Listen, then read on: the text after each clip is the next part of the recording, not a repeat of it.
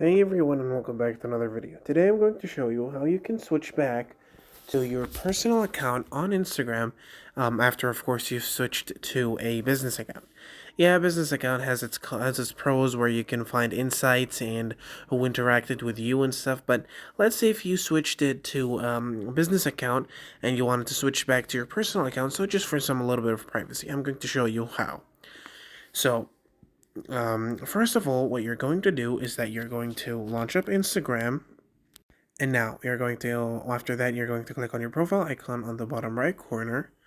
From there, you're going to click on your, as you can see, it's a business account, on the hamburger menu on the top right corner, then on settings and privacy.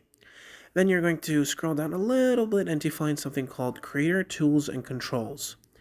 You're going to click on it, and then you're going to click on Switch Account Type.